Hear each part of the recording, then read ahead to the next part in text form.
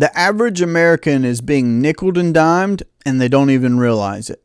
Hello and welcome to the Durham Talents channel. My name is Jesse Durham. For today's installation in our quote series, we're going to evaluate the quote of nickel and dime. And we're going to do that with an infinite banking lens. Now, the meaning of the saying nickel and dime is to pay excessive attention to small amounts of money, often with a detrimental effect.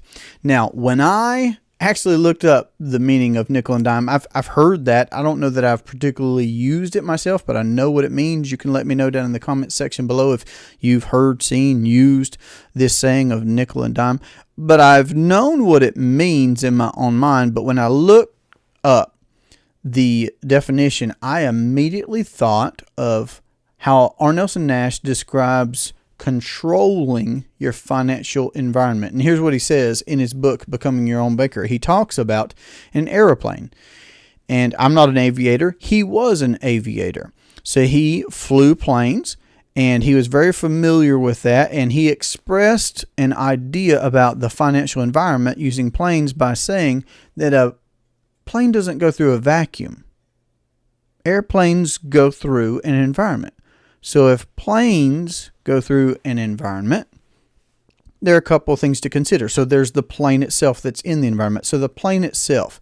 So let's say an airplane is going 100 miles per hour. And as an engineer, you want to get 105 miles per hour because that would be 5% more efficient, right? So there's that. There's the airplane itself. And that's where Nash is saying, well, the conventional financial wisdom is telling us to save a certain percentage, let's say, and put that here in qualified plans and these government programs and all these types of things and try and get a percentage of gain on our money. And there are lots of aspects there, right? Risk, just like there's risk in airplanes, and we want to mitigate the risk in airplanes, and I would say we want to mitigate the risk in our finances, which certainly leads me to consider whole life insurance with its guarantees, of course, and when it's been properly structured to have high cash value for the banking purpose. Okay, so there's the airplane, of course, and he talks about how the financial entertainers of the world are talking about, well, you could get 12% here, 5% there, 20% there. So that type of a thing based on the airplane. And he says that they're overlooking completely the environment that the airplane is walking in. So let's table the airplane for a moment and just consider the environment, because Nash then begins to talk about headwinds and tailwinds. Okay, so if every airplane goes through an environment, and it does, it can't fly in a vacuum. In fact, we also, in the financial world, operate in an environment. And the question there is, can you control the rain, the sleet, the snow, the wind, those types? No, not that type of stuff out there, right? And then there are so many macro level questions that we could ask about the financial world. Can I control what the Fed is doing? Can I control what the commercial banks are doing? Or can you? No, we can't control those types of things. But if we could control our own personal financial environment, if we could create a private monetary system that we owned and controlled and profited from, what a change that would be. So the headwinds he describes, of course, as moving the airplane, resisting the airplane, pushing the airplane backwards. I mean, if you had an airplane that was going 100 miles per hour, but it meets a headwind of more than 100 miles per hour, it's going backwards. It's going backwards. And he's saying while people are trying to get 5% here, 20% there, they're overlooking the massive headwind when we should be trying to create a tailwind. So the idea is that you can take your dollars today, your depreciating dollars, might I add, depreciating dollars, and you could fund a private asset to create appreciating dollars. Okay. And that asset, that ideal financial vehicle for the banking and privatizing it in your life, is a properly structured whole life policy with a mutual company that pays dividends. It allows you to pay premiums with depreciating dollars to procure for yourself this appreciating asset, this self-collateralizing, guaranteed asset that creates appreciating dollars. Each depreciating dollar is creating a multiple of itself into the future. That is controlling your financial environment in the nature of that contract, in the nature of that policy.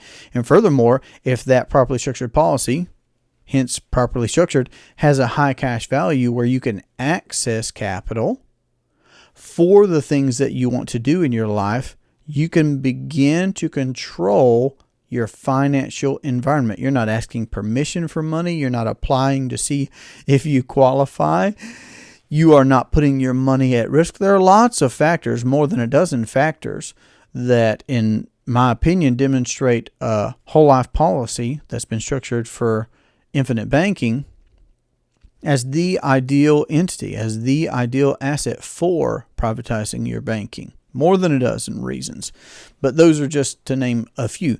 So the idea that folks are being nickeled and dimed and not even realizing it. We're paying so much to the commercial banking system that we're bleeding out interest dollars. Nash says 34.5% of every dollar that the average American is earning is being paid in interest alone.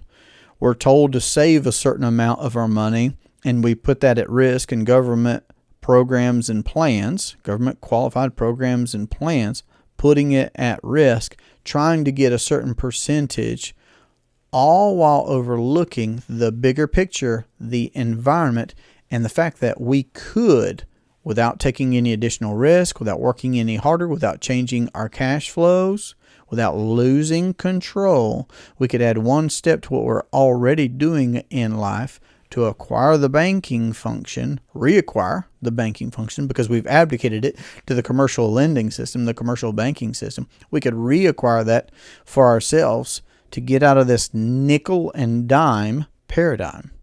See what I did there? Nickel and dime paradigm. It just flowed. So in using R. Nelson Nash's example of the airplane, if you've not read his book, Becoming Your Own Banker, I am going to encourage you to read Becoming Your Own Banker by R. Nelson Nash.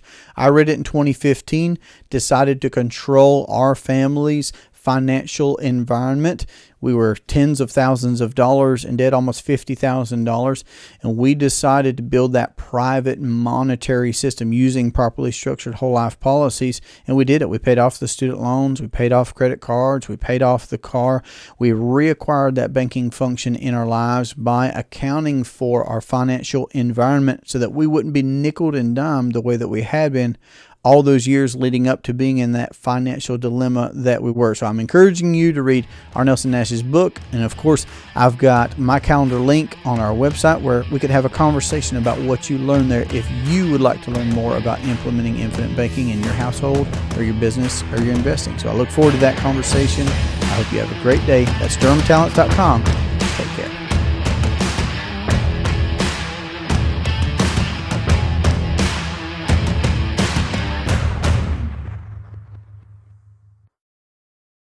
Listen here, don't you nickel and dime me, okay? Or you'll find yourself taking a long swim on the lake with some concrete shoes, alright? Alright?